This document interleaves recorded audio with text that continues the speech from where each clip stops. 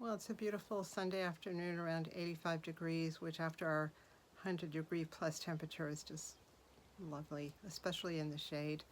Right now it's Sunday afternoon. I'm not quite sure when you're going to see this. I have a slow upload time here, and could be a couple of days before it comes out. But yesterday was a momentous day in many ways. It was my farmer's market day, so I was sitting at the table doing some bead bracelets and just getting stuff organized for that when I heard a loud boom, and it's a particular type of boom, and I knew it was an earthquake.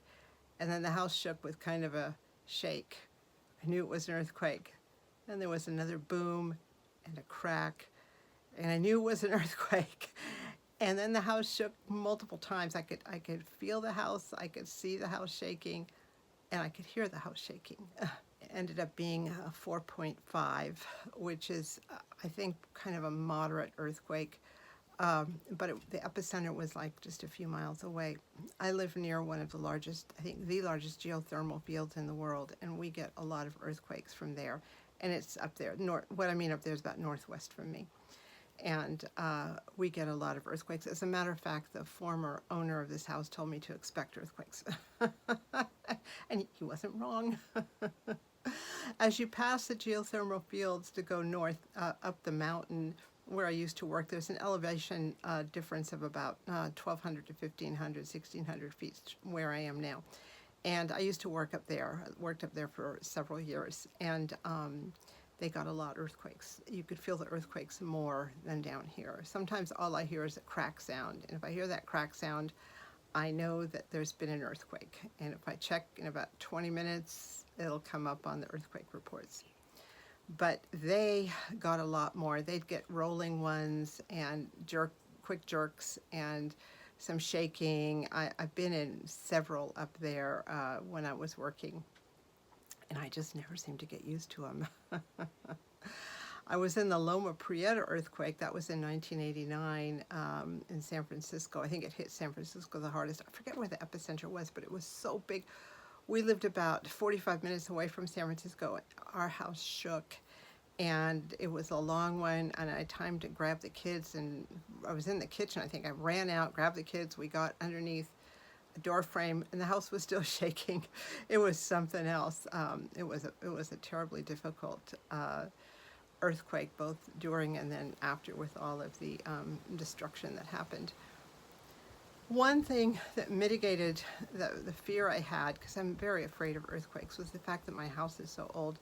Just like that house during the Loma Prieta earthquake that we were living in that was 100 years old, this house is 80 years old. And as it was shaking, and as I could see it shaking, I just thought, house has been here for like over 80 years. It will be okay.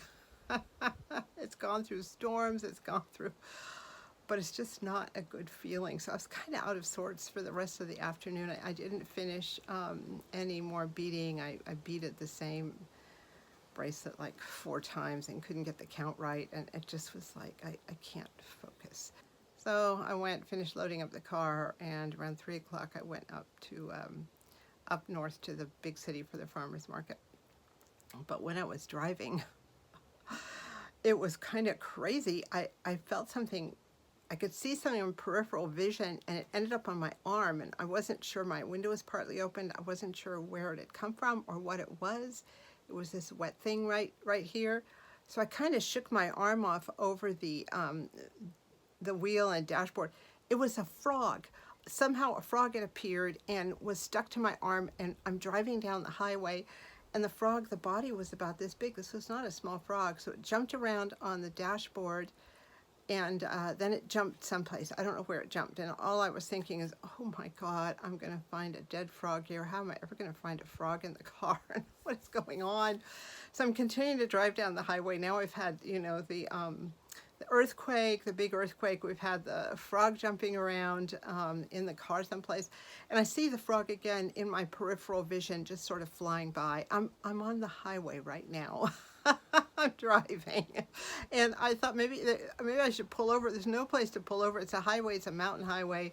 There's a couple places every once in a while there's an exit, but there's no real shoulder, and there's no place to go. So I just kept driving, and suddenly the frog appeared again. It appeared on the right on the driver's side door, right by the window, and it was looking out the window. So I just pushed the window down. The window went down all the way.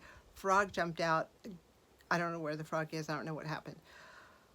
I was trying to think, how did the frog get into the car? And I finally determined he probably came in on one of the plants I was taking to sell, because I keep my plants outside and I find frogs in there, and you know, they like the water and all that because I water them, and it's kind of watery around here, and I hear lots of frogs at night. So that's what I finally figured out happened, but it was just crazy. I mean, I saw it come in here, then it was there, then it was on my arm. It survived. Hopefully it survived the highway and made it to the side of the road, but that frog has super frog skills, so it probably was just fine. So I made it to the farmer's market, mystery solved over the frog, earthquake behind me, and it was a terrible farmer's market.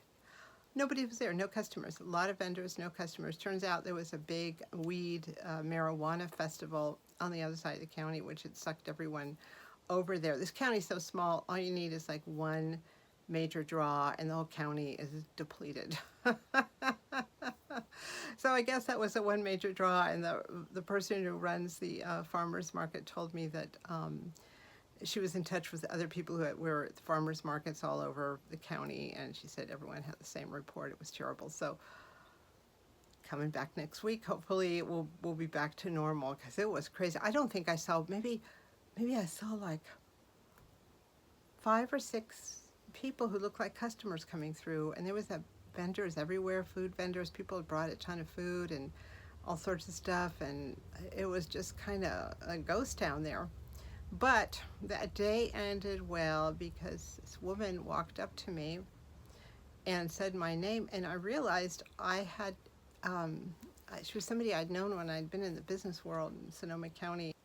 And this was the last place I expected to see her, because I hadn't been involved in that world for several years. And turned out she moved up here too about 5 years ago, so a year after I did, and we had no idea that we were both living in the same county. But she's a very nice lady, and so it was great. We had a nice long chat, exchanged phone numbers, and now I have another friend to road trip with and run around with. So that made it all worth it.